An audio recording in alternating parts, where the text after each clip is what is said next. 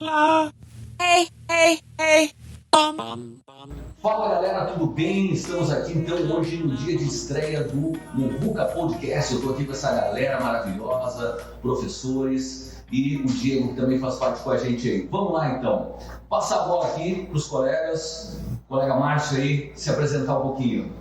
E aí pessoal, aqui é o Márcio, professor de Filosofia e Sociologia aqui do G10. Estamos aí para esse novo empreendimento, né? Fala, João. Cara, eu sou o João, eu faço arte, sou arteiro aqui da galera, colégio G10 e estamos juntos nessa aí, Garcia. Olá, tudo bem? Eu sou o professor Garcia, de Biologia do Colégio G10, estamos aí com o que der e vier. Fala galera, boa noite, eu sou o Diego, diretor do Colégio G10, estou aqui para auxiliar essa turma durante o nosso podcast. Né, Carlos? Meu nome é História. Meu nome é Carlos, sou professor de História aqui do Colégio G10 e estou aí para contar umas histórias, uns caos. É isso aí. Muito bem, rapaziada. E quem vos fala aqui é o professor Fabiano de Geografia. E vamos lá então, dando sequência no nosso Muvuca Podcast. Temos um quadro muito especial aqui, quadro F5, cara, que a gente vai te contar muita coisa legal. Vamos lá então. No dia 1º de março de 1565 foi fundada a cidade do Rio de Janeiro. O Rio de Janeiro continua lindo, não é mesmo, Márcio? Muito bem. No dia 2 de março de 1933 estreia King Kong nos cinemas. E aí, Olha aí, King Kong no cinema. Cara, um filme icônico, né? A gente tem várias leituras do King Kong, mas aquela antiga, aqueles efeitos, né? Meio a famosa gambiarra, aquilo ali não tem precedente, assim, ó. Interessante, rapidinho, sobre o King Kong, que a Meryl Streep foi fazer aquele King Kong e ela sabia italiano e o diretor falou assim, a gente não quer, ela é muito bruta, ela é muito feia, vamos pegar outra atriz. Daí a Meryl Streep ficou de fora na primeira seletiva, na primeira audição. Exatamente. Nossa, muito bem, Júlio. Um dos caras que mais conhece cinema, arte, aí. Muito bem colocado no começo. Galera, olha só. Para quem não conhece, nós aqui, a nossa geração conhece, no dia 2 de março de 1996, morrem os Mamonas Assassinas, cara. Curiosamente, no dia desse estava observando do dia desses, e os caras lançaram o disco no dia 23 de junho de 95 e faleceram no dia 2 de março de 96, pouco mais de 8 meses. Não é criança?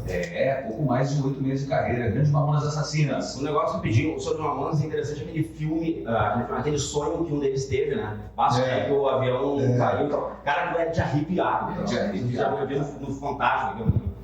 Verdade. 5 de março de 1887 nasce o compositor Heitor Villa-Lobos. Olha aí. Cara, assim, da composição clássica é o melhor, assim, tipo, as baquianas, enfim. Aquele tocando na semana de 22 com um calo encravado de havaianas, assim, é desconstrução da desconstrução. É um cara muito importante para a arte brasileira, para a música brasileira aí.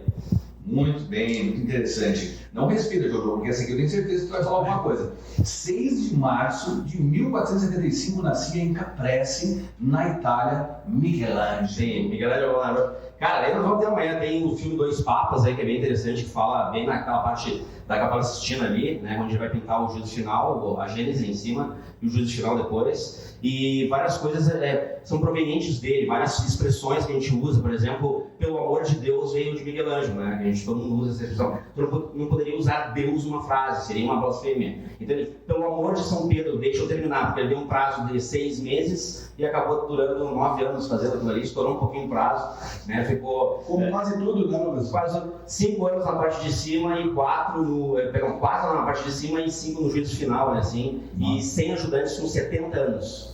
70 Sem ajudantes. Legal é que o Michelangelo ele entrou em treta com outro cara, né? Uma outra tartaruga ninja que é o Leonardo. Sim. Exato, ele falou assim, eles entraram numa treta feroz, assim. Eles não se curtiam muito. Eles não se ficavam muito. Eu ia perguntar quando é que a tartaruga ninja nessa história. São as 4 tartarugas. Isso. Leonardo, Rafael, Michelangelo e Donatello, que é o escultor também que inspirou o próprio Michelangelo, que foi anterior a ele. O Mestre Splinter. O Mestre Splinter. Muito bem. Legal, rapaziada. Olha só, Carlson. 8 de março de 1917 inicia a Revolução Russa.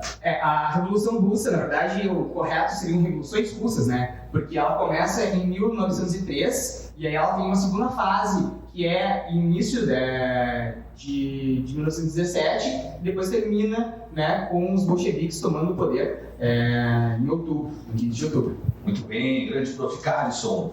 No dia 10 de março de 1876, Graham Bell faz a primeira chamada telefônica. Olha aí que coisa linda. E imagina só, hoje em dia a gente se comunica rapidamente, instantaneamente. Imagina que acontecimento à época. Pois é, mas eu fico pensando assim, né, pra quem ele ligou? Pois é. Eu fiquei pensando isso, que Exato, né? A me disse o quê? Alô? E o pior que surgiu o alô aí. E o pior de tudo é que quando um dos primeiros caras que investiu no telefone aqui no Brasil, que era um cara que tinha interesse nessa questão de conhecimento, de ciência, era o Dom Pedro II. E ele foi o cara que instalou a primeira linha telefônica aqui, que no caso só ele tinha. Ele foi um dos primeiros. É o começo, né? Eu não sei se ele não foi o primeiro, inclusive. Se não foi o primeiro, ele foi um dos primeiros a falar no telefone, porque ele foi nessa feira, acho que na França. Isso. Ele estava expondo e falou no telefone. Mas olha só quanta coisa. Dia 12 de março de 1945, morria no campo de concentração de Bergen-Belsen de tifo Anna Frank. Ana Frank. Cara, eu não sei, eu tenho diário dela, né? Não cheguei a ler. Tem filme na Netflix sobre a Anne Frank, enfim. Cara, assim, ó, fala um pouco sobre a Hannah Arendt, fala algumas questões referentes à banalização do mal e coisas desse tipo. Eu não faço ideia, mas todo mundo que leu diz que é fantástico. Não sei se o Márcio teve a oportunidade de dar uma olhada na história ou algo parecido. Mas cara, o que eu sei é algo assim, ó, não meio pausado, né? Prepara um dia um mergulho, um ritual para poder ler o Diário de Anne Frank, que é bem pesadaço. Interessante, Jojo. Vamos nessa. No dia 13 de março de 1943, teve a tentativa fracassada de matar Hitler na Alemanha. O Hitler, ele é um dos caras que o pessoal mais tentou matar. Ele tem um filme, não sei se o nome. Operação Valkyrie. Operação Valkyrie. Tom Cruise, maravilhoso. E aí é um bagulho pra poder ver essa tentativa fracassada de tentar matar ele. No caso, depois o Tarantino foi lá e matou ele no cinema, né? Que é muito legal. Bastardos Inglórios. Bastardos Inglórios, é genial o filme. Então, é isso. Muito bem. E olha só, 13 de março de 1977, vai ao ar pela primeira vez o programa Os Trapalhões. Olha aí, olha só. eu já tinha o quê? Eu tinha 77? Eu tinha 4 para 5 anos. E o Dedé? É Não, o Dedé era fantástico. Era o melhor de todos. Não era, meu João? Eu prefiro o Mussum, mas ele fazia aquela escada. A escada pro Didi era maravilhosa. E outra coisa, que o Didi tinha que beijar o Cristo Redentor? Até hoje eu não entendi aquilo ali. Foi um sonho aquilo ou aquilo aconteceu? Qual o objetivo daquilo ali, cara? Ele foi beijar a mão de Jesus? Cara, eu fico pensando assim, ó, que eu acho que quando o Didi, né, uma hora ele vai falecer, né, eu acho que tinha que fazer uma miniatura dele e colocar em cima do Cristo Redentor, porque ele é um efeito icônico. E aquela frase, não está tempão, porque ninguém... Exato. Maravilha. Muito bem. Rapaziada, olha que coisa importante. 14 de março de 1879, nascia ninguém menos que Albert Einstein. Olha isso, cara. Vai pro jogador. É demais. Grande Einstein, teoria da relatividade. Entre outras. Jogou no Vasco. Entre outras coisas. Maravilhoso. E tem a série Gênios do National Geographic, que fala a primeira temporada toda do Einstein, a segunda do Picasso, a terceira da Billie Holiday, eu acho. Eu acho que é Billie Holiday. É muito interessante ver toda a cronologia, a parte da biografia dele, assim, as patentes, e até onde vai indo até onde ele conseguiu estruturar a teoria da relatividade. Eu acredito, eu tenho uma crença. Eu acredito que pessoas como ele, Tesla, enfim, entre outros gênios, assim, eles foram antenas parabólicas para captar tudo do espaço. Porque geralmente essas teorias vinham em sonhos. Sim ou não? Sim ou não? Vinham em sonhos essas teorias. E ele está recebendo. Tesla mesmo dizia que era uma antena receptora. Né? O bom é que o Einstein publicou 6 artigos, se eu não me engano, ao longo da vida inteira. Só que desses 6, 4 estavam prêmio Nobel. Minha nossa, né, cara? E 2 era baleia, assim. Sim. Final de semana em casa. Tem uma rapidinho do Einstein, 3 segundos. Vai. O Einstein dava várias palestras e o chofer dele, conhece essa? E o chofer dele assistia as palestras dele e disse, cara, tu é mais bonito, tem mais presença, tem mais oratório. Tu não quer dar essa palestra pra mim? Eu me visto de chofer e fico lá. Ele tava, se alguém me fizer uma pergunta e tal, cara, ninguém vai saber, sabe mais, tanto quanto eu, e era novo, ninguém conhecia nem mais. Daí ele pegou e tá explicando a teoria da relatividade. Daí teve uma hora que um físico levantou a mão e fez uma pergunta inacreditável, assim, impossível, assim, ó. E daí o chofer tava como Einstein, e o Einstein tava como o chofer. Assim, cara, essa sua pergunta é tão elementar que até meu chofer responde. Essa é boa, muito bom, cara, muito bom. 14 de março de 2018 é assassinada Marielle Franco, a vereadora do Rio de Janeiro, e esperamos até então a solução dos fatos, né? A resolução dos acontecimentos. 15 de março de 44 a.C. é assassinado Júlio César de Roma. Ele que acabou sendo... Ele morreu, na verdade, começando, né, em 33 facadas, né? E aí isso acontecia bastante na política romana, né? A gente tem uma... exato. E aí tem aquela famosa frase, né? Teto Brutus. Mas, na verdade, para ele é uma grande construção histórica. Na verdade, né, imagina o cara lá na última facada falar assim, Teto Brutus, o cara virou uma peneira. Como é que o cara vai falar? Não tem como, né? Que nem o Tom, né? Lembra do Tom Jerry, né? Quando ele pegava, né? Ficava todo furado, tomava água e saía a água, né?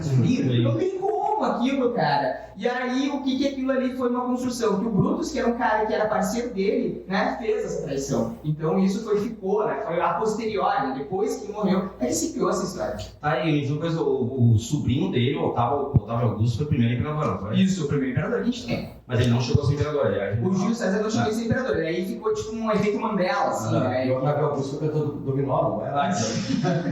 O Otávio é esse? Não, esse aqui não. É, Otávio. Isso aí. Muito bem, rapaziada. 23 de março de 2012 morre Chico Anísio, uma grande referência do humor, da arte, também no Brasil.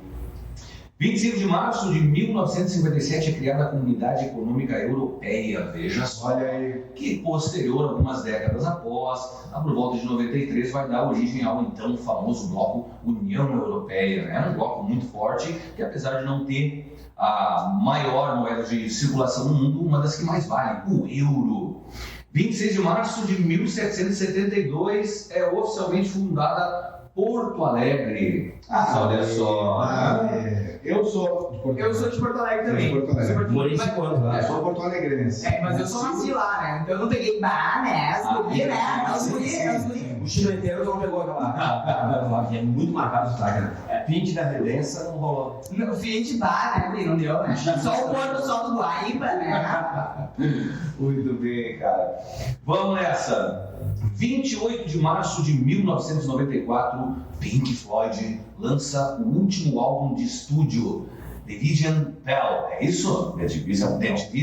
Falei mal, nervoso aqui, mas tudo bem. Faz parte, tá? 31 de março de 1596 nasce René Descartes, pai da filosofia moderna. É o discurso do método. E ele foi enterrado num caixão e a cabeça no outro, né? Quem? O Descartes foi enterrado em 2 caixões, assim, que tem a ver, corrobora com a teoria dele. Com a teoria dele de Divisão de corpo estava ali presente. Olha só, muito bem, cara. verdade. Enfim, dando sequência então, rapaziada, esse foi o F5, primeira parte, primeiro bloco do Muvuca Podcast. Rapaziada, agora então, nós vamos apresentar um projeto para vocês e o nosso diretor, o Diego, vai explicar para a galera aí o que é isso, o que é essa junção, o que está acontecendo e o que vai acontecer pela frente ainda. Fala para nós, Diego. Então, gente, na realidade a gente já vinha há alguns anos tentando construir a ideia de um podcast onde a gente pudesse abrir um espaço para professores, colaboradores e até futuramente os nossos alunos poderem contribuir um pouco mais com a história da instituição e todos esses marcos que acontecem na nossa realidade. E eu acho que corroborando tudo isso vem um nome muito específico que é o Muvuca. Muvuca é uma junção do termo VUCA com o movimento. Então a gente veio aí nos últimos anos, como explica, desde 2010 se usando muito do termo VUCA, que quer dizer ele está ligado à volatilidade, à incerteza, à complexidade dos fatos e à ambiguidade do mundo que a gente vive hoje. Esse termo ele é muito utilizado vem alinhado a tudo isso, essa questão do mundo incerto que nós vivemos, e até trouxe uma colaboração para o Márcio me ajudar nesse processo. Estava lendo, inclusive, hoje de tarde, em relação ao Bauman, tá certo? Isso. Que ele fala sobre a modernidade líquida. A gente nós utilizamos dentro da administração o termo VUCA para a complexidade dos fatos, ou seja, a nossa população hoje consome de forma muito rápida, de forma muito incerta e de forma muito complexa. E aí, esse senhor, lá em 92, começou a introduzir essa modernidade líquida justamente vivendo sobre isso. Uma sociedade onde nada é fixo. Colabora um pouquinho com a gente? Exatamente, o Bauman ele vai ter uma grande obra, que é o Mal-Estar na Modernidade, né, que vai se basear no Freud para construir, e ele vai tratar justamente dessa incerteza do mundo contemporâneo, da transitoriedade das coisas, da transitoriedade das relações humanas e dessa incerteza constante que a gente tem em relação a praticamente tudo, né? Tanto é que tem várias obras depois que vão se desdobrar, né? Amor Líquido e outras obras que é a sequência líquida dele, né? Que vão tratar justamente da fluidez, né? Das relações sociais, fluidez do dinheiro, fluidez do Estado, e de como tudo hoje é muito dinâmico, né? E como a gente tem poucas coisas a se apegar como verdades que vão ser perenes e tudo mais, né? Até trouxe mais uma contribuição aí no meio, um pouquinho antes disso, lá nos anos 90, se utilizava muito o termo VUCA pelo exército americano, porque cada missão que eles faziam existia um contexto de objetivo e também de meta a ser traçado para o que eles precisavam atingir. E nesse contexto aí, eles utilizavam o VUCA para um plano de ação do que iria fazer dentro de cada um dos contextos pós-Guerra Fria, né, professor Cássio? Na verdade, essa parte ali do contexto da Guerra Fria mesmo, né, a gente tem 2 blocos ali econômicos e a gente vai ter vários planos, tanto da União Soviética quanto dos Estados Unidos, né, para tentar, pelo menos, expandir essa ideia. E aí, quando a gente fala ideia, a gente fala modo de pensar também, né, entre o modo de pensar soviético, que é uma ideia onde a gente tem um Estado bem concentrado, e a ideia do sonho americano, aquela ideia do sonho americano e aquela ideia de liberdade, de nação, que no fim vai ser espalhado pelo mundo todo, e a gente tem ainda aqui, pelo menos no caso do Brasil, a gente se espelha muito ainda neles hoje em dia. Resumidamente, então, gente, o VUCA, a gente quer trazer vários contextos, ideias, objetivos, abrir um pouco a nossa mesa aqui redonda para que outras pessoas possam contribuir e colaborar com a gente. Eu acho que nós vivemos numa sociedade hoje com cada vez mais velocidade de informação, transição e muito respeito entre todos nós. Então, fica uma porta aberta para que todos nós possamos vir aqui e falar um pouquinho na mesma VUCA que a gente está hoje.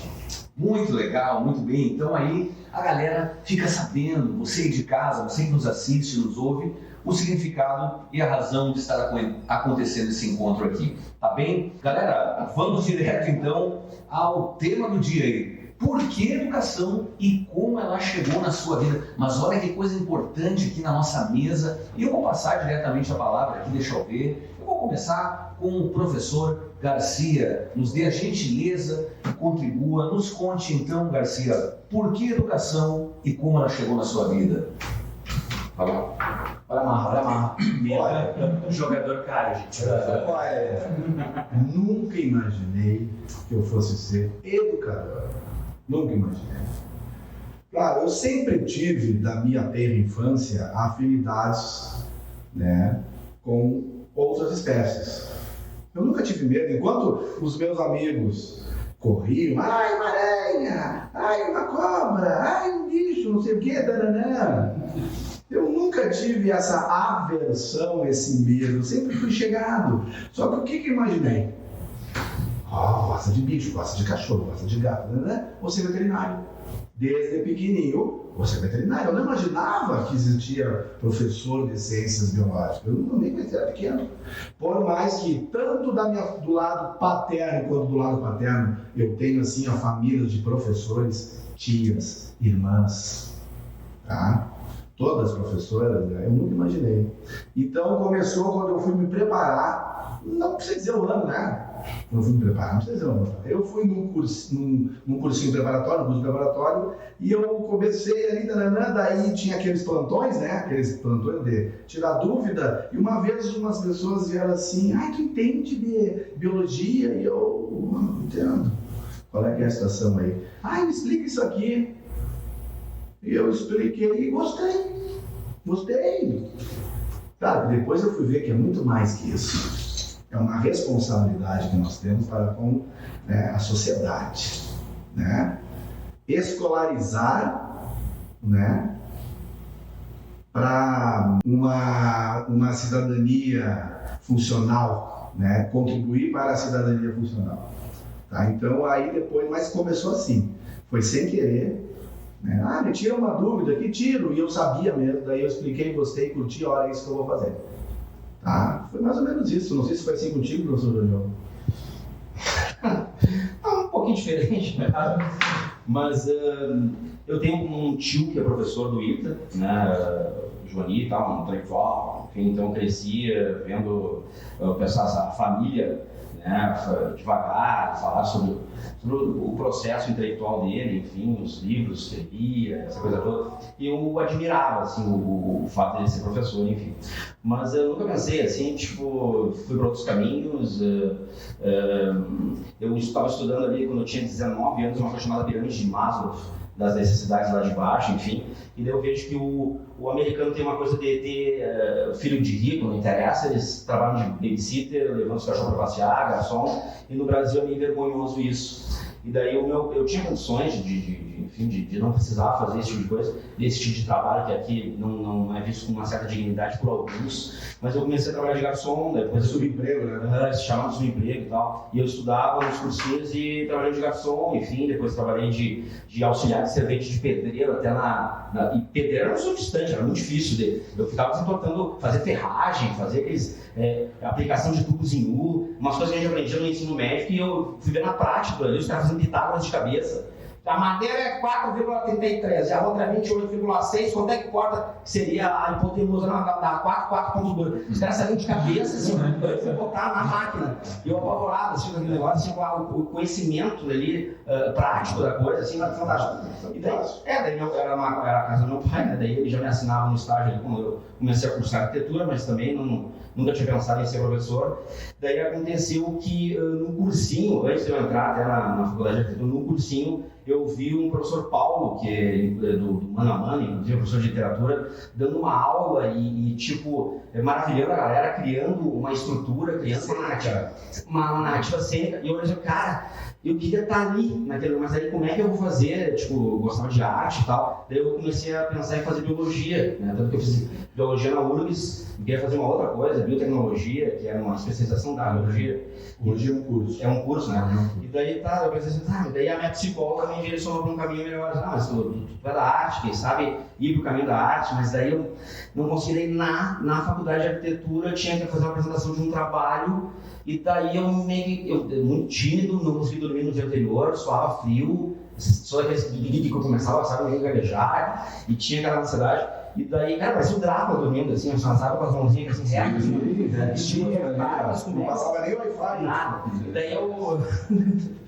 E daí eu pensei, cara, como é que eu vou fazer? Daí eu dei um show, assim, ó, daí veio o pessoal no segundo período, veio o pessoal de outra turma pra assistir, e daí eu criei um personagem, que é a ideia do Jojo, assim, né, até pra me defender. Criou um personagem pra te esconder atrás dele. Isso é maravilhoso. Que é a ideia da timidez, era muito tímido, assim. Maravilhoso, isso é uma estratégia ótima. Mas muitos fazem as máscaras. Eu faço. Né? Todo mundo É isso, eu até fiquei pensando uma coisa. E afinal, o Jojo é um personagem ou ele existe?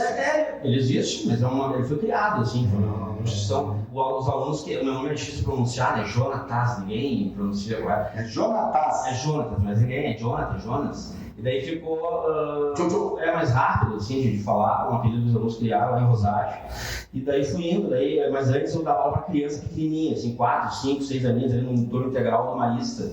E daí aquilo ali é um... Fundamental 1, né? Fundamental, eu gosto muito da relação com a criança, comecei a estudar o desenvolvimento ali, Piaget, Balon, adoro.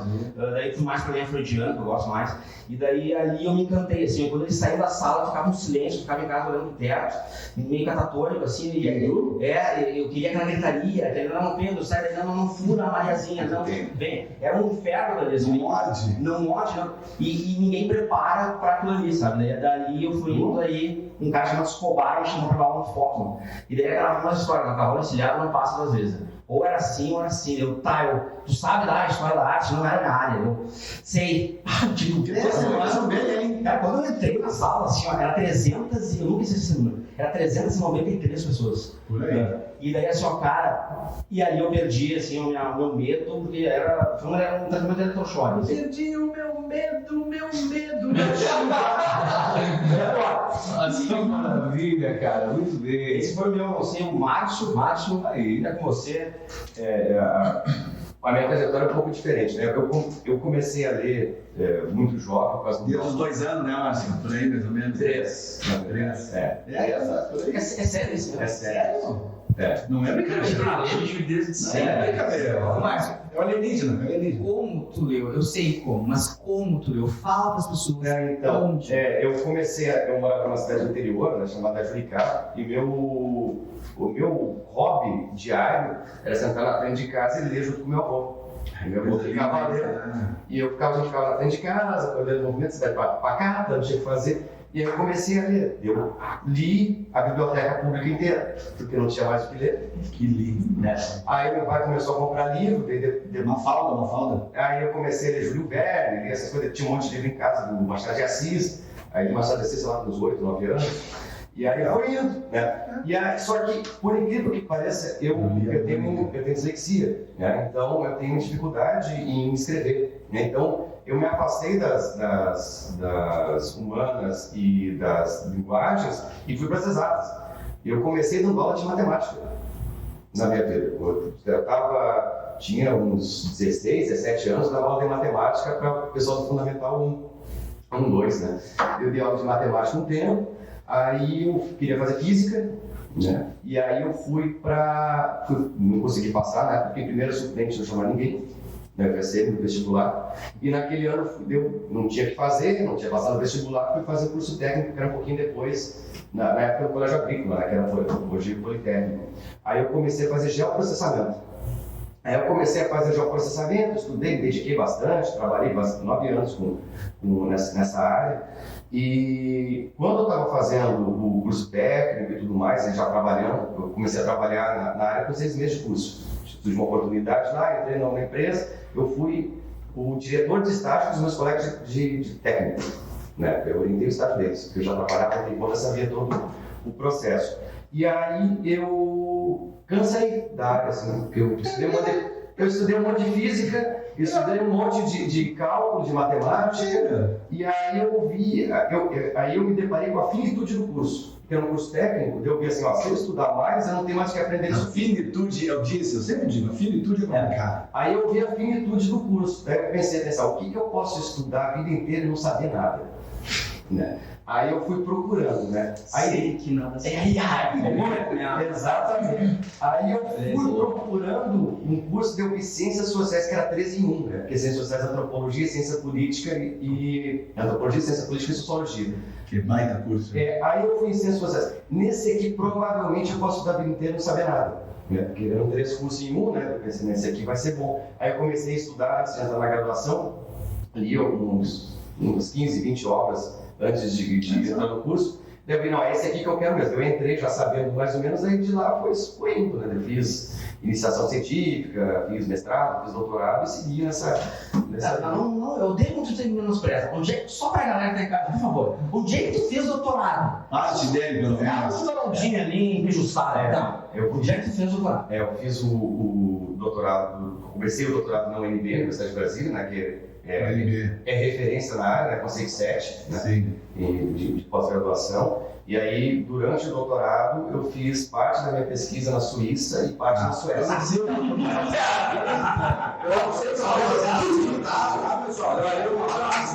Eu não tenho o que fazer aqui. E eu só quero fazer uma curiosidade do Márcio, que o Márcio, ele é tão aleatório que é capaz do Márcio, sei lá, tomar um café com a Hannah Arendt. É possível, eu não sei, mas é possível, sei lá. Ele trocou uma ideia, sei lá, com o próprio Cavalcante, né? Não sei se você não chama. Eu falei.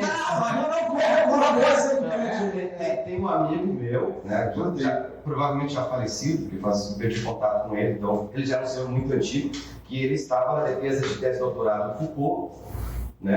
E ele conheceu o Sartre. Então, isso sim. E tu conviveu com tudo isso. E aí ele vem dizer que o cara não sabe escrever, cronista de jornal. Para, cara. Ele zerou a matemática, zerou a física. Olha aqui, quer ver tu? Ó, só uma. Passa aqui, por gentileza. Tu falaste que com 8 anos leste. Machado de Assis. Eu com 8 li a Turma da Mônica. E dá tudo certo, não é? Eu não li. Tá tudo certo. Ele lia o Machado de Assis e eu li a Mônica. Perfeito. E só não temos conversa e tudo, né? Porque... Mas isso é mal de Márcio, porque esses tempos aqui eu tava conversando com o Márcio 2, não sei se Márcio 2, não sei. Não, é o Garcia. Desculpa, Garcia. Aí ele deu comentário assim, não, eu fiz um curso lá com um cara, né, não sei o quê. USP, fiz um curso lá com um cara. Eu falei, é um carinha baixado, não sei o quê.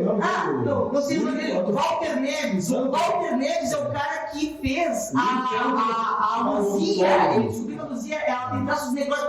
Esse cara aí, esse mesmo. Mas eu não online, gente. Ela fazia online. Ela precisava saber um pouco de antropaleontologia. É antropaleontologia. Eu tô falando pra história do Márcio Margonhaça aqui. E o Márcio também tá lá. Onlinezinho, nada. Agora, tua vez aí, Cássio. Manda ver. Então, vamos lá. Eu sempre gostei de história, basicamente por causa da minha avó, porque ela sempre contou as histórias, os causos, né, os famosos causos de vó, né? Coisa linda. E é genial a forma como ela conta, até hoje em dia eu gosto, é sempre os mesmos causos, e eu sempre gostei. No ensino médio, eu trabalhei no mercado, trabalhava no mercado e ia para a escola de manhã.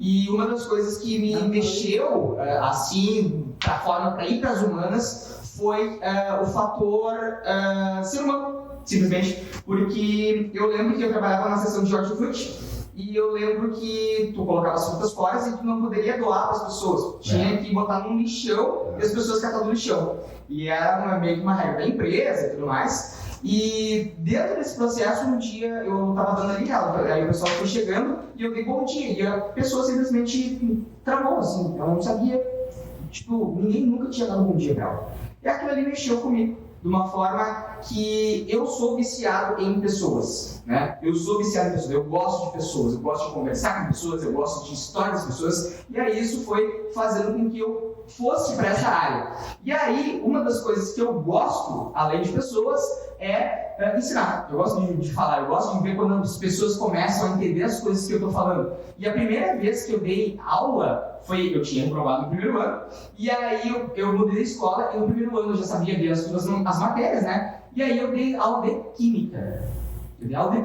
Que show. Né? Hoje em dia eu não sei nada de química, átomo, né? Hidrogênio, boro, carbono, sei lá, não tem nada. Mas eu lembro que na época eu dei essa aula pro pessoal, e o pessoal foi muito bem, assim. O professor não conseguia ensinar e tal, e eu, cara, isso aqui. Tu era massa deles, né? Colega. Nem eu.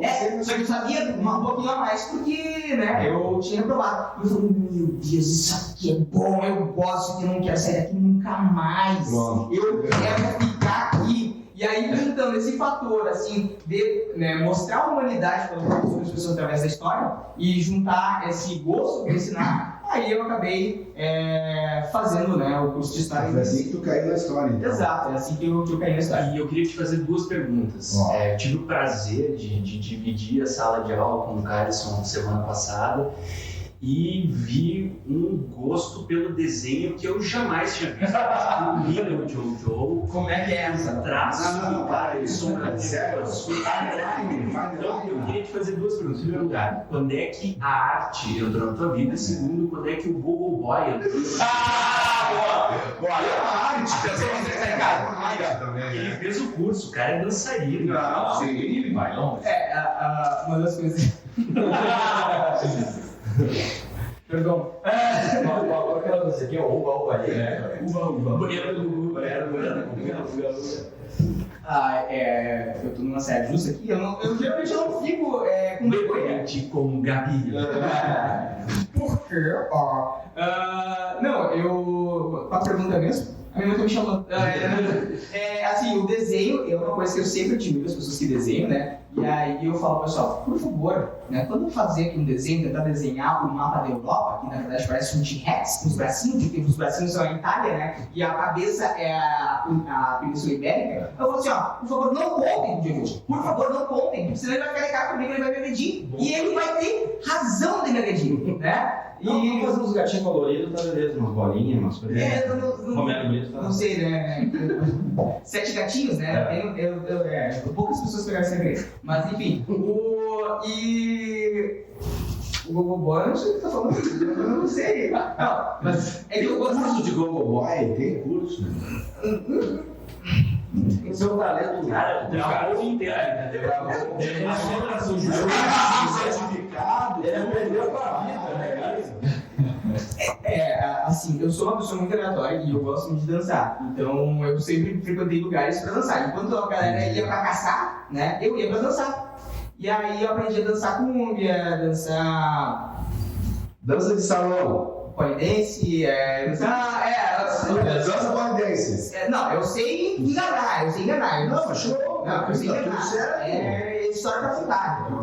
E Entendi. Mas tem certificadozinho e tudo. Não, isso aí é a vida. Né? Gente, só uma parte aqui, por gentileza, é que vocês falaram assim, eu deixei de falar coisas então. Porque eu não sabia que era pra falar assim do fundo da gente. Mas o meu primeiro emprego foi de office boy de uma videolocadora. Esse foi o meu primeiro emprego. Eu também. Aos 15 anos. Eu trabalhei como office boy do meu pai. Eu fui office boy com 15 anos numa videolocadora. Extinta hoje em dia. Foi a minha primeira, enfim. E depois eu caí nisso.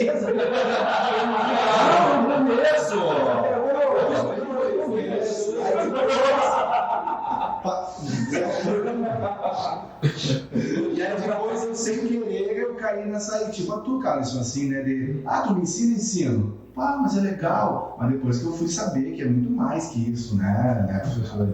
É uma responsabilidade, né? A tua vida musical. Escolarizar para o mundo melhorado. Eu vivi da música.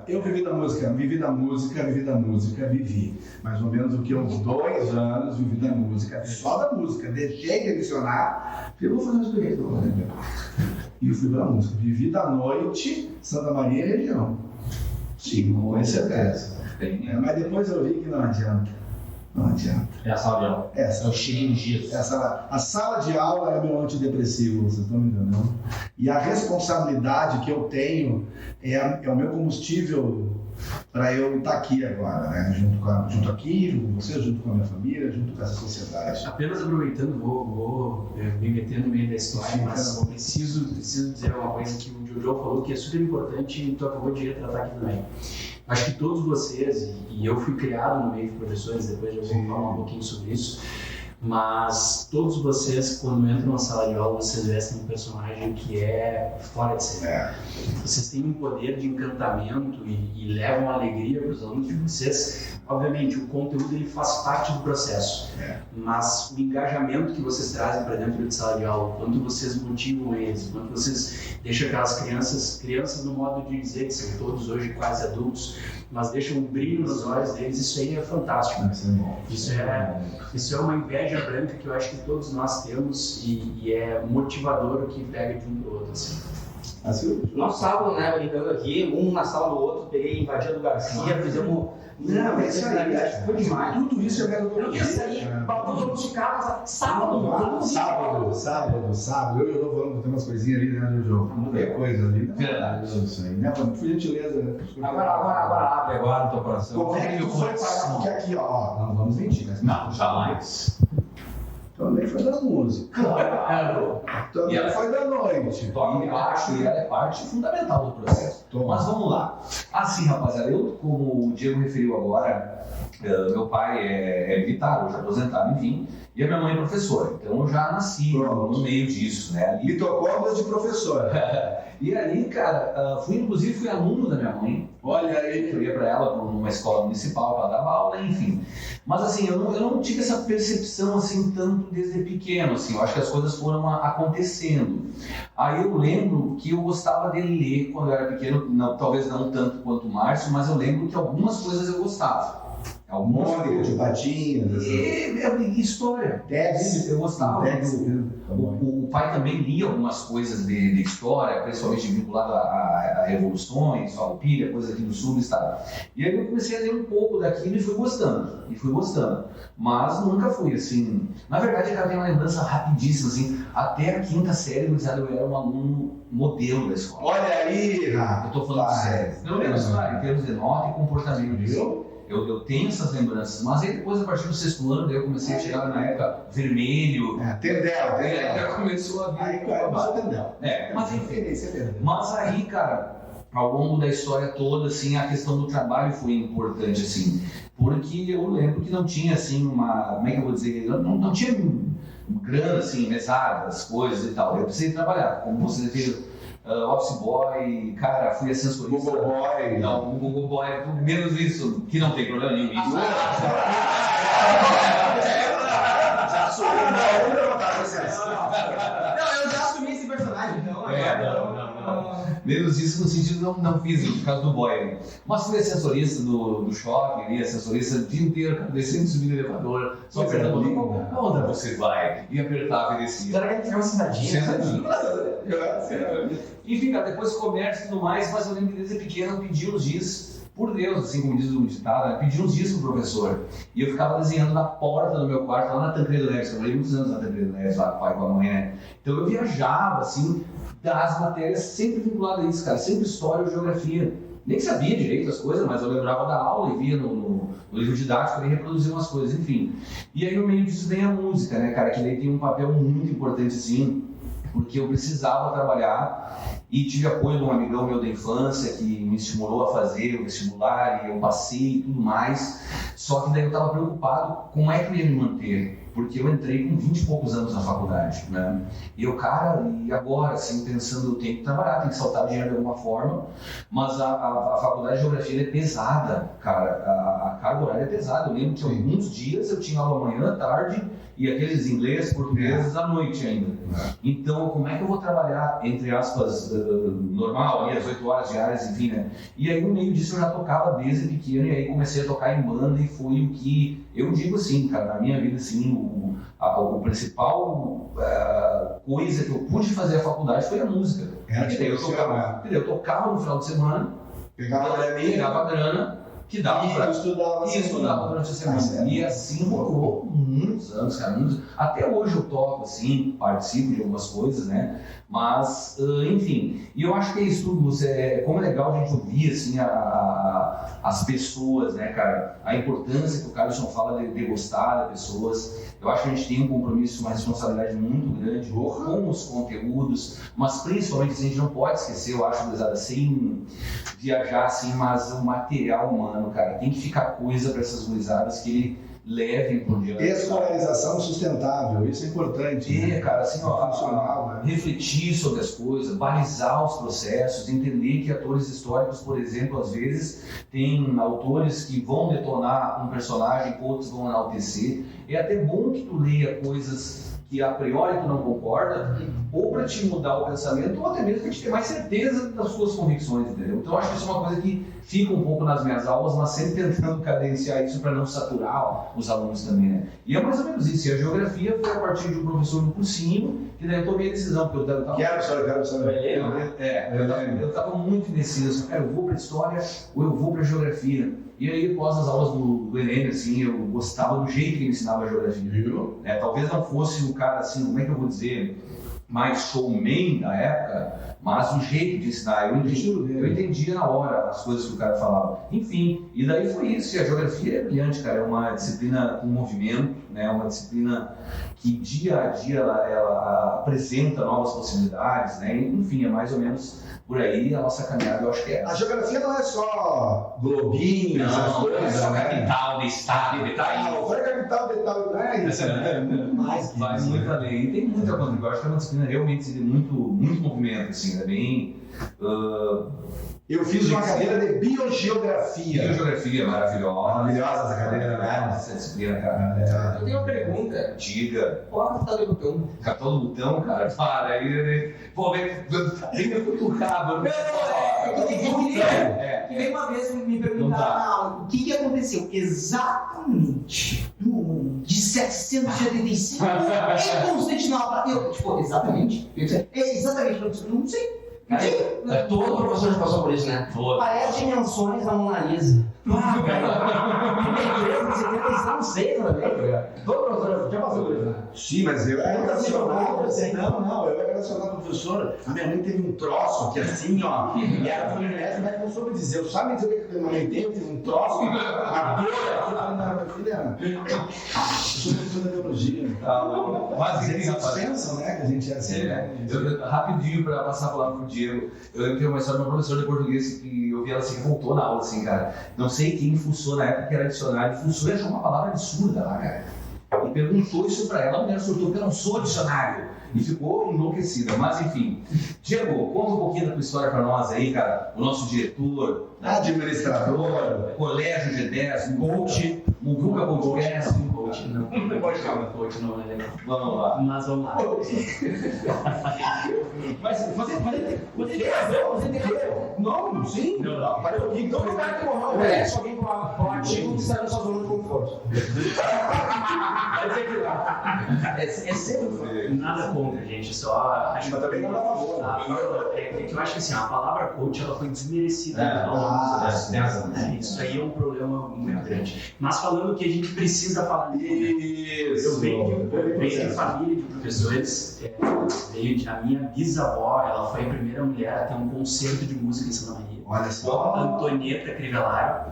E lá naquela época, imagina uma mulher desquitada, vinda da Itália para o Brasil, se separou, criou as filhas e no fim abriu um concerto em Santa Maria. Ela foi extremamente empreendedora. E depois a minha avó, professora de inglês, minha mãe, professora de inglês. Então eu venho com essa parte do lecionar já no sangue, né? Mas eu nunca tive habilidade para música. Não sabia que tinha nem um pouco de habilidade para sala de aula, mas sempre gostei muito de interpretar as coisas. Então, me criei em cima do tablado, vendo a minha mãe dar aula, e ela, me lembro que na época ela separava 1/3 do quadro, 2/3 para ela, me dava um toco de giz na mão e eu ficava desenhando e ela rolando aula lá com 200, 300 alunos e estava tudo certo. E isso foi se desenvolvendo ao longo do tempo. E aí, quando chegou a época de o que eu vou fazer da minha vida, eu pensei, poxa, e agora? Cara, eu gostava na época, dentro do colégio, biologia, história e geografia. E aí comecei a pensar assim, mas eu não tenho habilidade nenhuma para falar com as pessoas, para me comunicar, para fazer o que vocês fazem no dia a dia. E, cara, eu tenho uma referência em casa com 34 anos que deu um show à parte dentro da matéria dela, que era inglês. Era muito forte. Mas eu tinha outras coisas que eu gostava muito. Eu gostava muito de marketing, eu gostava muito de publicidade, eu gostava muito de desenho, eu gostava muito de mercado. Isso sempre me chamou a atenção.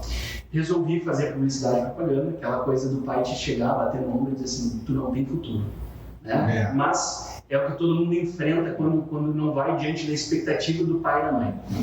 E ele me deu, antes disso, ele me ensinou muito que eu tinha que dar valor para o dinheiro e para aquilo que eu fazia. Então, lá com 11 anos de idade, meu pai morava para fora durante a semana, ele me botava a trabalhar como office boy dele. Então, eu com 11 anos, eu ganhava R$5 por semana para ele pagar as contas dele em casa. Falei para a gurizada até dentro de sala de aula. Isso me trouxe uma grande noção de dinheiro, porque quando todos os meus coleguinhas lá se juntavam com 11 anos para pedir dinheiro para a mãe para ir no cinema, eu tinha o meu próprio para pagar o ingresso e comprar minha pipoca. Isso foi me facilitando muita coisa.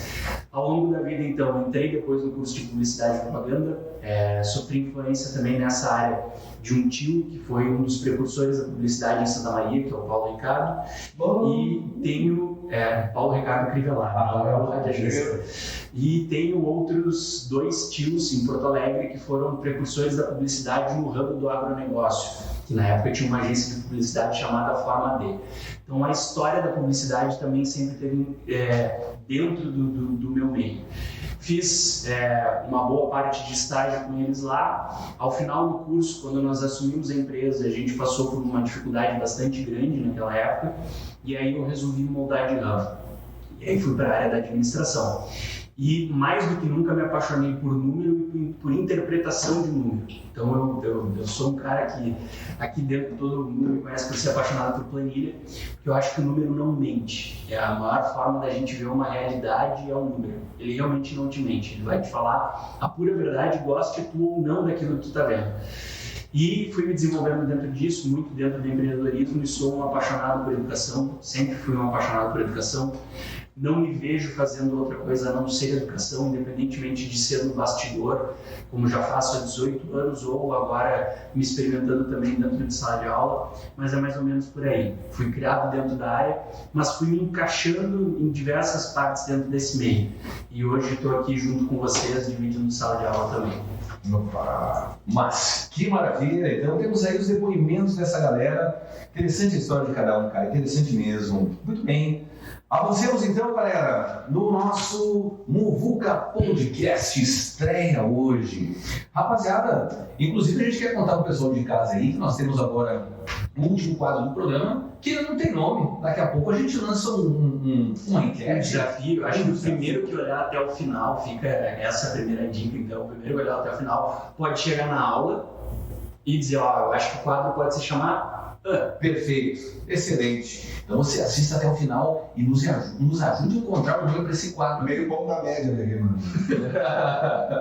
Muito bem. Rapaziada, esse último quadro, então, que ainda não tem nome, tá? É um quadro em que cada um dos integrantes da bancada aqui vai dar uma dica ou de série, ou de filme, ou de livro, seja lá o que for linkado a esses aspectos aí. E eu gostaria de começar então com o nosso professor Joe de Artes. Qual a tua dica, cara? Cara, vamos aproveitar que a gente teve o Oscar ali. Eu queria indicar o filme O Baleia, né? Que é um filme, acho que é O Baleia a tradução, A Baleia, mas acho que é O Baleia. Enfim, os caras traduziram assim, enfim. Com Brendan Fraser, é um filme incrível por vários sentidos. A entrega dele no papel é absoluta. Né? O Brendan Fraser era um ator de filmes B, assim, A Múmia, George, o Rei da Floresta, O Endiabrado, considerado B no modo da interpretação, há um preconceito com comédias e terror no Oscar, enfim, na academia. E ele faz uma entrega inacreditável. Né? Em 1950, um cara chamado Lee Strasberg traz o método para os Estados Unidos, que vai dividir os atores em atores clássicos e atores do método. Então eles meio que há uma rixa entre eles. E o método vai viver como personagem, tem várias estruturas. E algumas delas o Brendan Fraser vai usar na Baleia, que é método das ações físicas, que é a maneira dele tentar se levantar da cadeira, é uma coisa que não é forçada. Quando ele ri, ele se engasga, então o ator botava água perto da goela para se engasgar de verdade. Cara, chegou um absurdo. Então a entrega dele não é uma entrega forçada. Por exemplo, o cara do Elvis dá um pouquinho, uma forçadinha assim, no que a gente chama popularmente de trejeito, né, mas é chamado de método das ações físicas. Então eu acho que sai um pouquinho demasiado. E o Brendan Fraser está espetacular, assim. Tanto é que ele ganhou, enfim, até apostei online, primeira vez que eu aposto. Tu ganhou? Ganhei, tava pagando 2 por 1. E daí ganhei uma grana nele ali, deu pra comprar um pastel. Mas assistam o Baleia, ele é fantástico, maravilhoso. Do Aronofsky, ele fez o filme Hack for Dreams, que é um Pi, o Diego gosta de números, é muito interessante, o Pi. E fica a dica aí, galera, O Baleia, é maravilhoso o filme aí. Legal, Jojo, belíssima dica. Cara, eu vou aproveitar agora que eu vou falar, vamos quebrando um pouco o ritmo no final. Eu vou aproveitar para falar, para não perder o embalo. Eu acho que muito interessante um filme, até porque ele está vinculado principalmente à nossa temática, da descoberta, do porquê de ser professor. É um filme antigo, é de 90, se não me engano, é um clássico, né? Inclusive um filme inspirador para professores, A Sociedade dos Poetas Mortos, né? Um filme que tem inclusive uma carga emocional pesada, dramática talvez, né? Usando o termo mais preciso, e eu acho que é um filme que vale a pena conferir, porque ele trata de vários ângulos das coisas, né? A própria visão do professor, fazer coisas diferentes, toca os alunos, né? Sem spoiler, se é que alguém ainda não viu o filme, né? Mas é um filme que também tem o curso do filme, além de ser, né, uma coisa que envolve ali o ator principal, o protagonista, mas tem também a história dos alunos muito forte, por trás do desfecho do filme envolve muitos alunos, né? Então é um filme assim realmente espetacular, que fica essa dica aí para quem quiser conferir. Sociedade dos Poetas Mortos. Passo a palavra para o Calisson, né? O cara que indagou aí a capital do Butão, não sei, Porão capital do Butão. eu sabia que alguma brincadeira. Eu vi, dizendo não tem uma brincadeira. Não. Ele puxou aqui, ó, divertidamente, a pau, passa que era. Eu vou indicar Velozes e Furiosos. Não. Eu vou indicar então uma dica de leitura que é uma. Trouxe aquele panzante citando Foucault. Deu uma louca nas mãos. Contemplando. Mas gosto disso. Eu vou indicar o...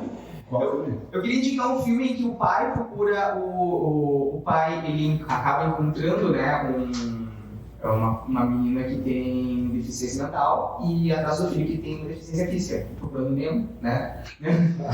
Não, mas falando sério agora. Falando sério, eu queria indicar uma leitura, que é um dos livros meus favoritos, assim, que é da Marjana Satrapi, que é Persépolis. É uma história em quadrinho que ganhou, entre aspas, o Oscar. Capaz que não. É muito bom, né, Márcio? E conta a história da Marjana antes que é do Shah, no Irã, né? Do Reza Pahlavi, e que ela tem toda uma questão, porque ela é muito muçulmana, né? E ela vai estudar num liceu na França. E aí, lá no liceu da França, ela entra em contato com movimentos femininos e feministas, né? E quando ela volta pro Irã, ela fica em dúvida, tipo, tá, mas eu acredito em Deus, mas eu não acredito naquilo que a sociedade prega. Então ela entra em contato, inclusive, já caiu no Enem. Então, para tu ter uma noção de como é uma outra cultura, eu acho que fica aí Persépolis da Marjana Satrapi. Muito bem, Calisson, muito bem. Professor Garcia, de Biologia, qual a sua dica? A minha dica é o seguinte, eu achei aqui, é um filme de 1995, cujo nome traduzido para o português nosso aqui é Energia Pura, mas o nome real é Pounder, tá? É um filme assim que eu vou resumir, né? Bem assim, porque né, foi uma coisa toda. Tem a ver com modificar pessoas, desconstrução. Isso é muito importante, tá? É um filmezinho ali, a data de lançamento dele foi de 1995 e vocês vão encontrar como Energia Pura. Assista esse filme, é bem legal. Anos 90, e é um filme que trabalha isso aí, a desconstrução, a modificação, né? As pessoas mudam, né? Tudo muda, até bermuda. E as pessoas mudaram. Mudaram nesse filme, é uma lição de transformação. Maravilha. Diego, tem algum filme, algum livro, um documentário, alguma coisa? Digamos que o meu escopo de conteúdo ele é mais técnico, é um pouquinho diferente do que vocês estão trazendo para cá. Tá valendo. Mas eu trago uma dica de leitura que é o Especialista em Pessoas, do Thiago Brunet. É um livro que eu estou lendo agora, tive um contato com ele pela primeira vez no ano passado, tive a oportunidade de assistir uma palestra dele, fui em outra em Porto Alegre também, e ele fala um pouco sobre as nossas interações no dia a dia, da gente conseguir. Como hoje a gente vive numa sociedade que nós temos muito contato com muita gente, é normal que a gente acabe absorvendo muitos problemas que não são nossos. E isso acaba te trazendo alguns problemas de ordem psicológica e aceleração, essas coisas todas que a gente está acostumado. E ele tenta ensinar um pouco a gente a lapidar esses processos e entender aquilo que tem que realmente absorver, o que faz parte da tua vida ou não. Então fica a dica de leitura para quem tiver interesse no assunto, Especialista em Pessoas, do Thiago Brunet. Especialista em pessoas. Muito bem. E vamos fechando o nosso quadro, que ainda não tem nome, com o professor Márcio. Tem uma obra que é uma história de quadrinhos também, que eu gosto muito, que se chama Angola Janga, que é do de Salete, que é uma obra bastante premiada, ganhou alguns prêmios internacionais, e ela trata sobre palmares. Então, o de Salete faz uma pesquisa arqueológica, historiográfica, sobre o que existe sobre palmares, e em cima disso ele constrói uma narrativa, cara, ficcional, né, com alguns personagens, dizendo como é que foi aquele processo. E é muito interessante porque ela traz essa visão da grandiosidade que era Palmares. E Palmares ficava dentro de Pernambuco. Isso, daria o tamanho de Pernambuco inteiro, assim, porque eram várias regiões.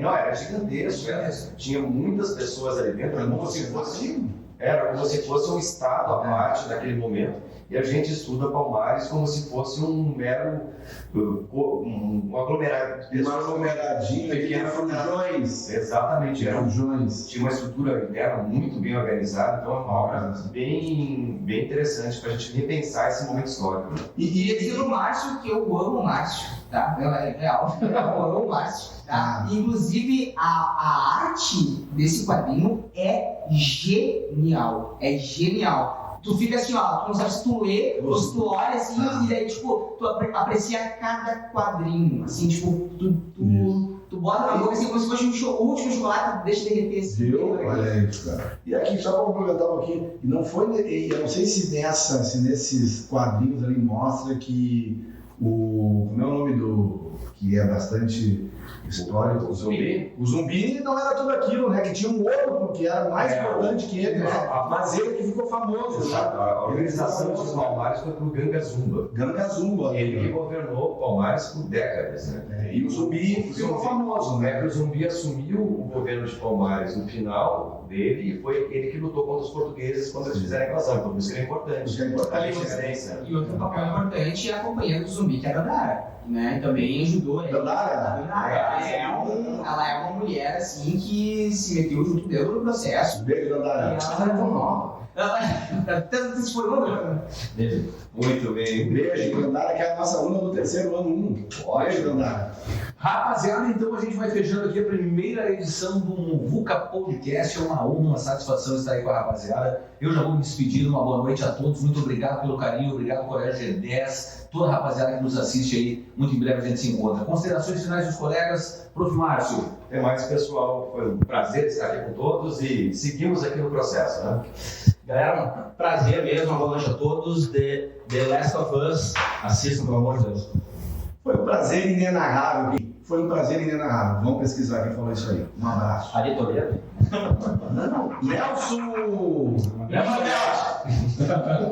Nelson Gonçalves?